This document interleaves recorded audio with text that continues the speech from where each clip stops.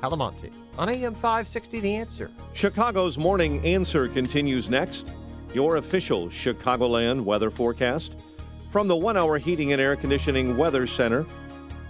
Intervals of clouds and sunshine, a high of 42, cloudy, cold 29 overnight. 32 officially at O'Hare. Next news at 7. Chicago's Morning Answer with Dan and Amy continues next on AM 560, The Answer.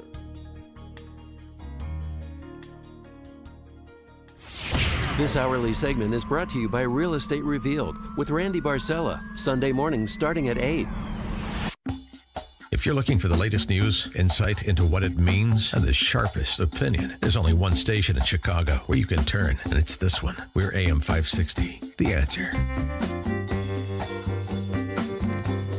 Good morning, Dan and Amy. And Jack Dorsey's ban on political ads on Twitter announced the other week. We talked about it a little bit. Let's get into it a little bit deeper here. Brad Parscale, Trump campaign manager. I think the president might and his campaign would have something to say about it, and they do. Parscale argues that this townhall.com op-ed, that this is just another way for the left to try to maintain an iron grip on the narrative, control the flow of information and communication. Jack Dorsey's famous now statement, political message reach should be earned, not bought. In other words, according to Parscale, Dorsey thinks that political candidates should only be able to communicate with voters if their messages are vetted by and filtered through mainstream media gatekeepers. There's no doubt that he would gladly ban President Trump from the platform completely if he thought he could get away with it. He suggests that Twitter advertisements were only a small part of the campaign's reelection strategy, so it's not a big deal. And he actually goes further than that, saying the Democrats view free speech as a threat to their political ambitions, and they're absolutely right. But banning political ads on Twitter won't be nearly enough to save Democrats in 2020. And that may be true, but the question is, what's Jack Dorsey really trying to do? What are the implications of the choice that he's made? And how will it actually be implemented such that Twitter retains legitimacy as a communication platform? Bradley Smith, former FEC commissioner, writing in City Journal. Presumably, under Twitter's new policy, a campaign will be able to pay a celebrity $5,000 or $50,000 to tweet out an endorsement or a mention.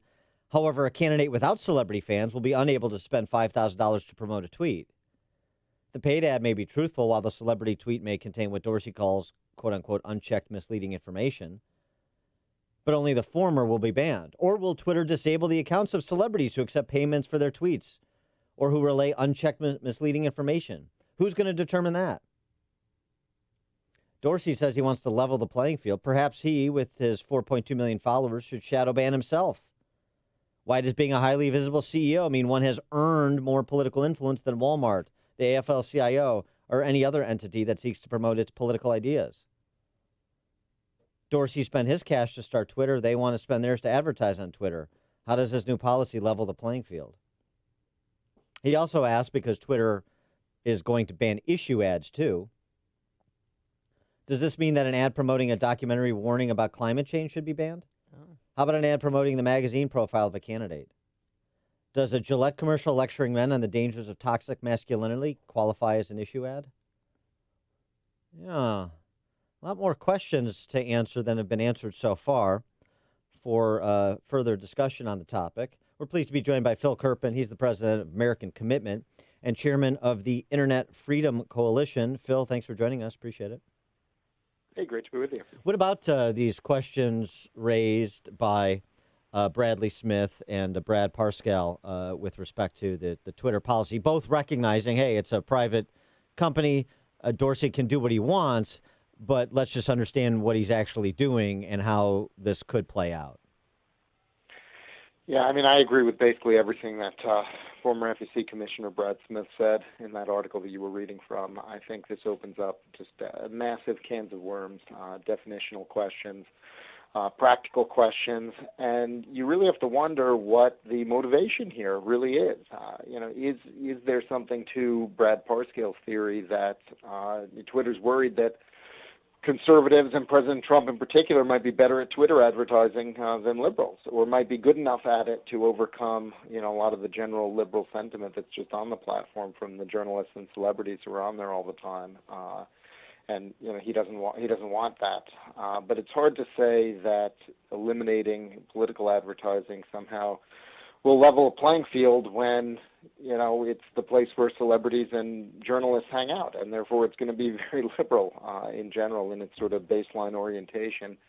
I think that more likely than wanting to level the playing field, he doesn't want to be accused of being a mechanism that helped conservatives or helped President Trump in particular. Remember, Dan, that after President Trump won, there was this huge backlash against social media, Facebook mostly, but also Twitter and others, where people said, hey, wait a second, this is where all of the pro-Trump stuff must have been getting out, because it sure wasn't on the networks and the newspapers. They were keeping anything pro-Trump from getting in, and so it must have been people were able to organize around that using social media, and let's crack down on that. Let's stop that from continuing so we don't have that happen again in the future, and I think that's the impetus behind this. In practice, my biggest concern is the last thing that you read there from Brad Smith. What the heck is a political issue ad versus just a regular ad? I mean, does this mean that we can't advertise about legislation? We can't advertise about nominees? We can't advertise about values? Is promoting a pro-life charity a political ad? You could imagine how almost anything that we do kind of in the civic society space could be deemed political if it's something that Twitter doesn't want to allow to promote. Well, and sure, so, especially in an era where politics has inserted itself into every aspect of our lives. Right. What's not political anymore? Yeah, Sports exactly. is certainly political. Well, what do you think? Twitter has now banned accounts related to Hamas and Hezbollah. Do you agree with that too? Well, I mean, I don't know what took them so long. I do agree with that. There's a very strong argument to be made that we should have a presumption in favor of free speech in almost all instances. But I think that when terrorists are organizing and spreading terrorist ideas, that's a pretty good reason to step in and sort of overcome that presumption. And I think that was sort of one of the original reasons that pressure came on social media companies to do some moderation and clean their stuff up. Is there was a major problem with these becoming areas where terrorists were organizing, and they didn't do anything about it. I mean, I actually have a first-hand story about that, which I found amazing. And our website, this is maybe 5 or 10 years ago now, so it was a while ago, but our website, our American Commitment website, got hacked by a hacker who just put Hamas flags on the whole thing, and all this kind of stuff. And we had nightly backups, so we went back to the previous day. It wasn't that terrible, but they posted a photo of our website with their Hamas flags and the hack stuff as a trophy on their Facebook page. And I reported it to Facebook and said, this is, they're bragging about a crime. And Facebook said, this does not violate our community standards. They left the picture up. I thought that was wrong. I thought they should have removed that. And frankly, if they can remove terrorist material and keep terrorists from connecting with each other and organizing, I think they should do that. And so I'm a pretty big free speech guy, but that's one where I that crosses the line for me, where I do think they should take that stuff down. Well, speaking of Facebook and Zuckerberg, now he's seemingly gone in the opposite direction of Dorsey at Twitter, deciding that political advertisements will continue to run on Facebook. They'll not be subject to any sort of fact-checking, despite much to the chagrin of Democrats on the Hill, per his hearing. And so, what he had to say the other day when he was testifying, I'm like, okay, well, that seems to be about as good as you're going to get from a man of the left like Zuckerberg. Am I missing something, or is Zuckerberg sort of at least directionally correct in the approach that he's taking? Well, I think he's correct in his public statements, and that's good. And I thought that speech at Georgetown was very important, where he said that the company is now going to err on the side of free speech, and that's going to kind of be their default. And it has been for some things, like that Hamas flag I was talking about, but it sure hasn't been for conservatives. And every conservative I know, almost, I think, has been in Facebook jail for posting something that people reported or didn't like. And, people feel this stuff isn't being seen. I mean, I can't tell you how many complaints I get about that. It's unbelievable.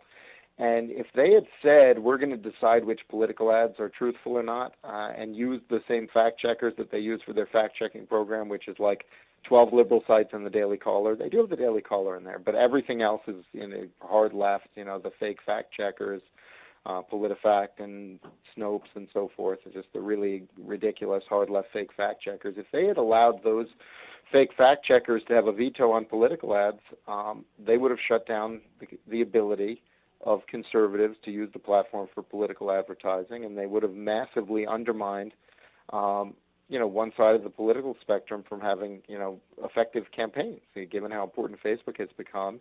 And they would have, of course, turned down hundreds of millions of dollars in revenue to do that. And so I think they made a very sound decision not doing that. And, of course, the left is angry about it, and they're wailing and screaming. But, you should just take that to mean that the left really does want to shut down and silence conservatives. And, anything short of that, they're going to be angry about. But if they're angry and they're screaming, that's a pretty good indicator that a company's actually standing up to them. So I think we need to applaud what Zuckerberg announced, but we need to be pretty vigilant that it's not just words, but that their behavior actually changes and that conservatives are better treated on the platform. Well, I appreciate that you haven't been put in Twitter jail yet, because last week you provided some institutional knowledge that is so often missing from the day-to-day political press corps coverage.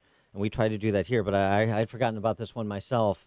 But just in the context of impeachment, you tweeted out a series of former House Democrat resolutions to impeach the president over a range of things, and not just dreamed up by AOC, but including AOC's dreams. And I just thought it was so great because you had the resolutions, the number of House Democrats supporting them, which was in most cases at least a quarter of the caucus. And it just provides a little bit of a lens as to how seriously we should take these same people during this latest gambit over the Ukrainian call. Yeah, Dan, it's amazing how many House Democrats are getting away with these statements about, how solemnly and seriously they take impeachment, and about how they didn't want to do this and how reluctant they are. And then you look them up, and these are the same people who voted to impeach the president multiple times before for comically stupid things. And it's just like, why is anyone pretending these are serious people? The high watermark before last week, which was the fourth vote to advance impeachment on the House floor, the high watermark was in July when they had 95 votes for impeachment on the House floor. So they had about 40% of all the House Democrats voted to impeach President Trump in July. And if you pull up that impeachment resolution, it was written by Al Green, a Democrat from Texas. And what he did is he cut and pasted the exact language from the resolution that had been on the floor the previous day that basically called President Trump racist for his tweets about Ilhan Omar and AOC and the rest of the squad. And the House had said, how dare you, these tweets are horrible, blah, blah, blah, we condemn you. It was one of these, censure resolutions. And so he just cut and pasted that, and he called it a high crime, and he said, and therefore President Trump should be impeached.